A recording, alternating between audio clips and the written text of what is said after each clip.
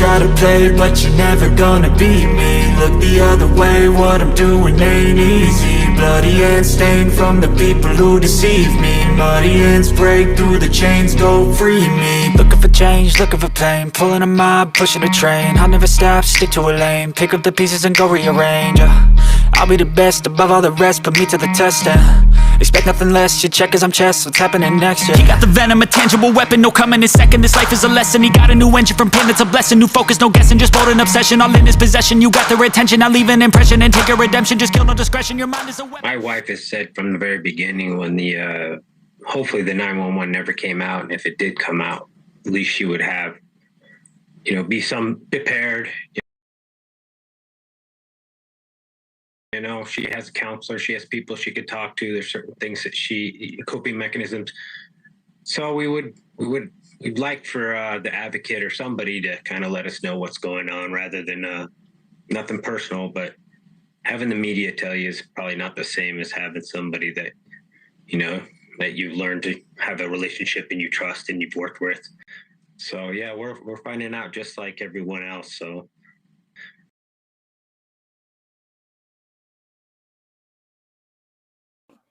Is he just very curious? Is he kidding? it's a bit rough. Yeah, I'm so sorry. And I remember that you had a meeting with them months ago, and I thought they were going to sort of give you guys a heads up when things were going to be released publicly. And I guess that didn't happen, which is unfortunate.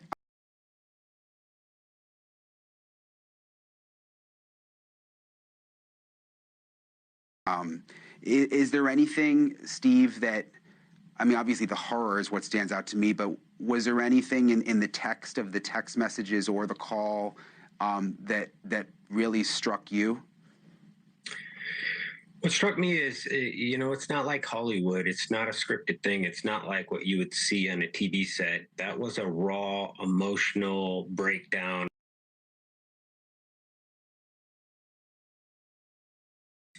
Two girls that were scared for their life.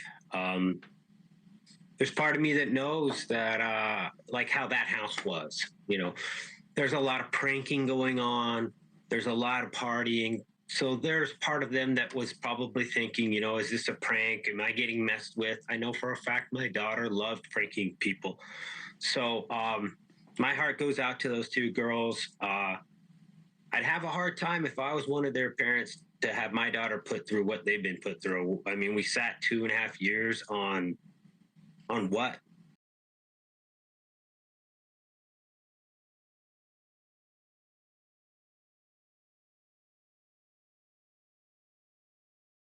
You know, why did this need to be hidden from the public? Why did these girls have to be dragged through all this? These are the type of things that, why I do these interviews and why we push back a little bit, because I think a lot of people are questioning right now why this was hidden.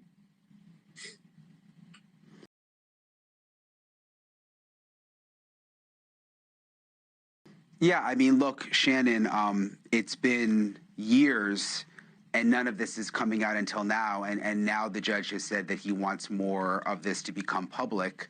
But Steve makes a good point. I mean, if this had just come out within the first couple of months, maybe it would have been easier on the survivors and the victims' families like the Goncalves. Yeah, I mean, you know, the prosecution's choice in keeping everything under wraps has been a decision that they've made from the get-go. They haven't wavered from it in any way. That being said, you know, I mean, for lack of a better term, I'm just pissed. You know, common decency should have the Latah County prosecutor's office and the victims' advocates contact myself and the victims' families and let them know some of the stuff that's coming down and is being filed, so they're not just surprised by it, and just have a really just honest conversation with us about it. But none of that happens, and I'm pissed for myself and the family that I don't have a chance to explain those things to them, to give them a little bit of a heads up on, hey, these motions are filed this way, and they may or may not be successful. If it is successful, who cares? You know, doesn't affect the case in some way, or my opinion on whether or not those motions might be filed and or might be successful or not. But it's just really, really frustrating. And I know Steve and Christy are frustrated by it, but I'm the one that gets to say, you know, I'm pissed, and I'm pissed for everybody. So. Yeah, and I mean, even if they can't give you the documents ahead of time, it seems like they could at least give you a heads up to tell the family, hey, you know, maybe don't watch the news for an hour. Give me a second to go through these and call you. And, you know, it seems like that would be a, sort of a decent thing to do.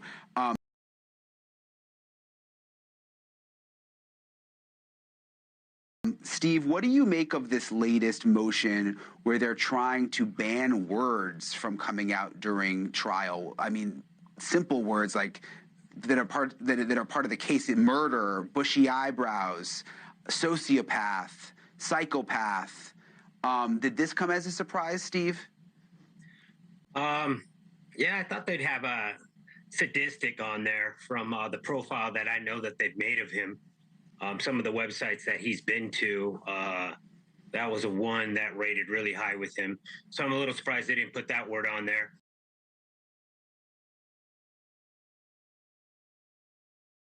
But when you're super desperate, you really have nothing, you know, you attack words and simple things like that. I mean, they're really done. I mean, their client has left so much evidence that they've got to attack words. So I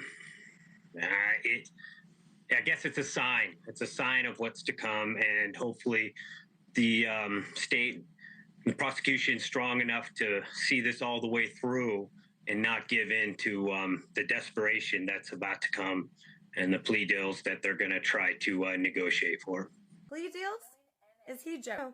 But what sadistic is to me is trying to have a man offed with whatever evidence you're claiming they have so much of.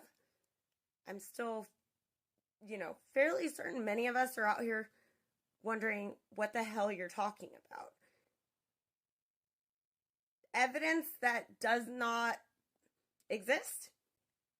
I don't see the desperation. The desperation would be a corrupt state, many corrupt law enforcement agencies working together with good old Santa and, you know, the sadistic folks of Moscow, Idaho, to, you know, do what they chose to do, which was take a man's life. But sadistic is not what Bryan Kohberger seems to be. And I think it's very sad to attempt to influence a potential jury pool. Man is not getting a fair chance at anything having to do with this case. In my opinion, if people did shit the right way in this case closed. And then what? Y'all still don't have justice. That's sadistic. That's devastating. That's heartbreaking. So, do you want justice, or do you want to get rid of Bryan Kohberger? That's the question of the day, or last 2.5 years, right? I'm still not understanding how people aren't questioning the whispers in that call. There's a lot of whispers, actually, but it is not someone whispering poor Kaylee. In my humble opinion, it's, do you know where Kaylee is? I'm still very confused at why anyone still wants to pity these girls. How do you know what occurred if you have not been up there, allegedly? How are you calling 911? What are you calling 911 about? Well, are you looking at Xana? All of them continue to say she's not waking up. How do you know she's not waking up? Because you're not alleging that you're like right there with her. Because if you were, you would not just say she's not waking up. You would be horrified because we were told it was basically a lot of red stuff, a bloodbath, right? So even when Hunter gets on the phone, and maybe he's in shock, that's all I'm giving him, I don't think they sound how you would sound. But to each their own.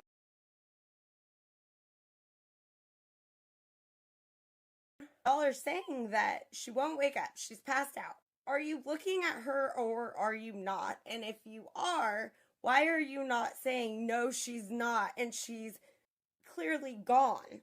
Or I believe it was Stacey Chapin that said Hunter checked for a pulse. When was that? When? And maybe I'm wrong about who said that. But Hunter was the one who allegedly only one who saw anything. So what are they freaking out about if they're not seeing something? Give me a break. Just my opinion. I'm allowed to have my opinion. I've got a lot more to say. I don't know, y'all, but stay tuned. We will talk soon. Appreciate each and every one of you. Stay safe, and I will catch you on the next one. Bye, y'all.